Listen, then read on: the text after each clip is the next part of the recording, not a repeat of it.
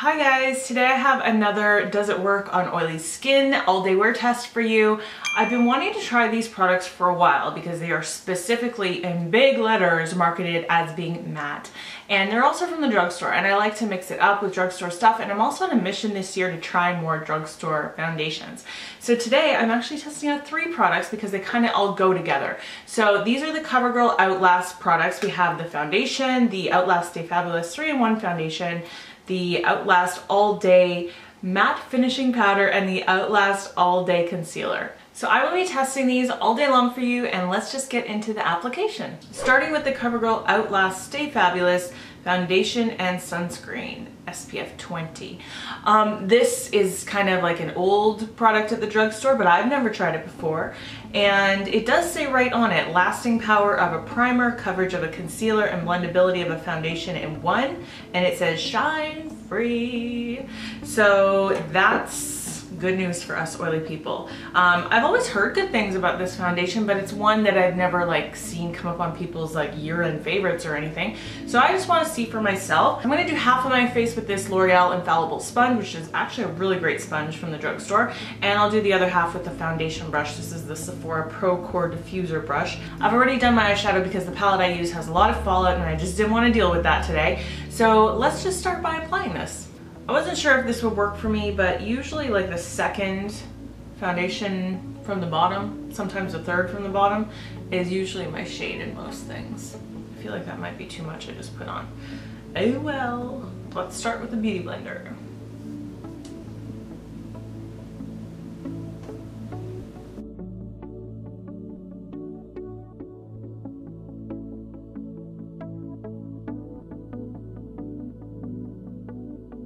So the finish looks smooth and pretty, but really this is not full coverage at all. I can still see my spider veins. I have a little, a couple marks here. Definitely freckles are still showing through, so this is not full coverage. We'll try it with a brush though. That can make a difference. I do think that it's blending very well. The finish just looks like skin, which is nice. Blending right into the skin. Actually, the shade match looks pretty good. I want to build it up, but I want to do the other side with the brush first, so let's do that.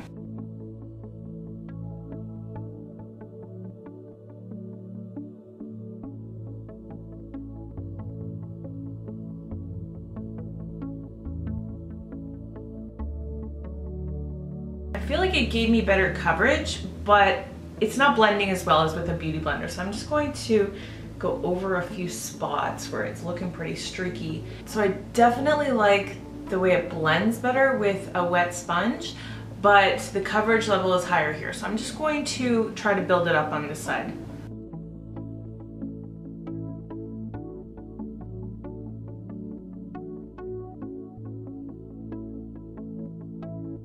I definitely like using a beauty blender and building it up better than the finish I'm getting with the brush. But what I've noticed already right off the bat, which I don't usually have this issue, is the foundation is settling into little tiny pores, not even big pores. The largest pores I have here are here, and I'm not really seeing an issue, but it's definitely settling into my pores here. There's some weirdness going on here, almost sticking to dryness or something, which I'm not usually dry anywhere on my face. I figured I would throw this in. This is the Outlast All Day Concealer. It says a concealer with a soft touch tip for gentle application and a lasting formula that gives you a smooth matte finish that lasts all day. Instantly erase the appearance of dark circles and blemishes, oil-free and won't clog pores.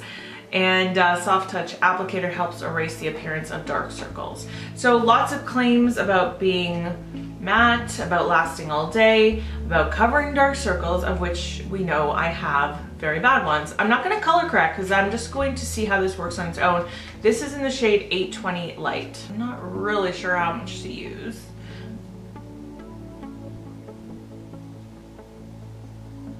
Let's start with that amount. I'm just going to do one at a time.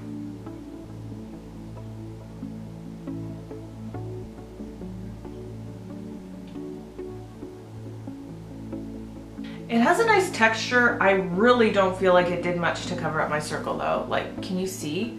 There's not much of a difference from where we started to where we ended up.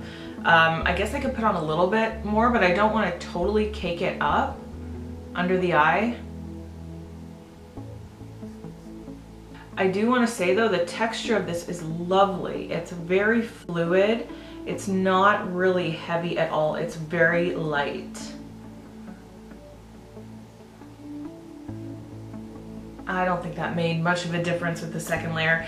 It did a little something to cover up my circle, but this is not the level of coverage in a concealer that I'm looking for. And lastly, I have to try the Outlast All Day Matte Finishing Powder. So it says lightweight, silky smooth powder formula that gives a perfectly matte finish, helps control shine hour after hour. Matte shine control, oil free, and won't clog pores. And I definitely feel like there's a little bit of color, just a little bit here, so you're getting a tiny bit of extra coverage with this. So the rest of my makeup is done. I don't know if you can see that. It says 10:22. I mean, it was on my face about 20 minutes ago, but let's just say 10:15. So I will check in. I'll probably be wearing this for at least 8 hours, and if I need to reapply the powder throughout the day, I will make sure you see that. But we'll check in about like if there's any creasing or shininess and all that kind of stuff. Have any of you guys been listening to S-Town, the podcast? I'm on episode 3. I'm a little bit obsessed. I've just been listening to that while I did the rest of my makeup, so I thought I'd ask. Chime in the comments. What do you think so far? Anything else that's on my face will be listed in my description bar. And also, I didn't mention before, but I did prime my face before I put on the foundation, just so you know that we are working with a primer. I would wear a primer with any foundation, so I'm not going to test a foundation without one. So that's where we are, and I will see you in a little bit.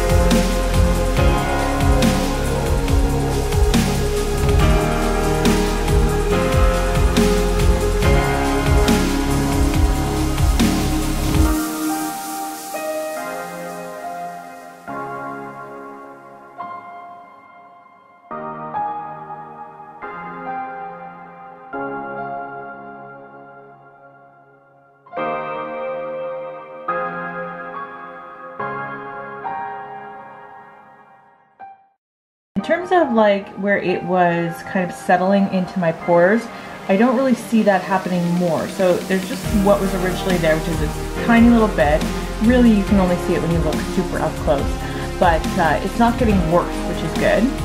And the concealer is really not creasing at all, which I'm really happy about. It's looking like really nice. Obviously it didn't cover the circles well enough, but it's actually still looking really smooth and really pretty under the eyes.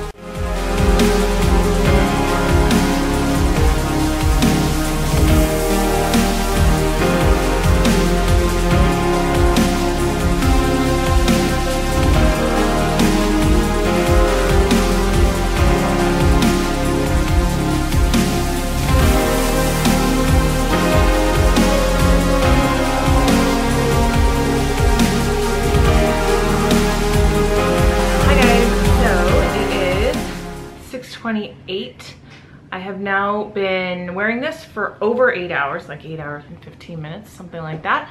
As you saw in my last check-in, I got pretty oily, and since then I have even blotted again. That was about 2 hours ago, and even look now, it's like super, super oily. So like, can we just see this? It's a lot. So I wanted to do this on camera, just so I could just reapply it with you guys one more time. I do like this powder. I like the finish that it gives. I like the extra coverage that it kind of gives. It looks really pretty when you first put it on. Hopefully you can tell that in the camera.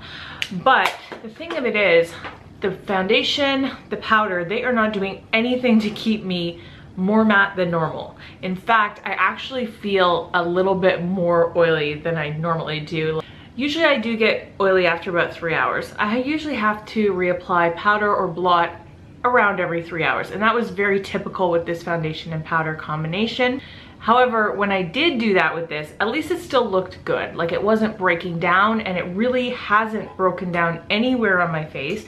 It still looks pretty much the same as when I put it on in the morning. But it's just that it does allow my oil really to break through. I definitely think the application with the wet sponge is the best way. So you can actually kind of customize your coverage a little bit better. You can do a little bit light layer with a sponge, and you can build it up. It built up really nicely. It really did give me kind of a streaky finish when I applied it with the brush. Obviously, this is just the first time I'm using it. I'm gonna be continuing to test these out with different combinations of primers and powders and foundation. You know, I'm not just going to use these 3 things all the time with each other, with the same brushes, etc. But in general, I really didn't feel like it mattified at all. I felt way less matte than I normally do. So that was kind of disappointing. In terms of the concealer, I'm very impressed with the texture, with the smoothness, with the way it's like lasted through the day. Like I said before, it didn't cover my dark circles completely, but it has not creased. It still looks smooth. It hasn't oxidized. I think the concealer is a win if you don't have super dark circles. Now, I didn't color correct today, like I told you before, so I will definitely do that and see if that makes any difference. And I don't know that it's going to, though. My gut is saying probably not, because it is kind of a very thin texture. So that's gonna allow those dark circles really to come through. I think usually the thicker concealers are where you're gonna get the most full coverage, but maybe I'm wrong. I will update you guys on all of these things, so don't forget to subscribe if you haven't already, because I will definitely bring you updates like in a hits and misses video or something like that. But other than that, that is it for today. Thank you so much for watching. I hope that you found this very helpful. Leave me any questions that you have in the comments below, and I will definitely get back to you. And that's it, and I'll see you in my next video, guys. Bye.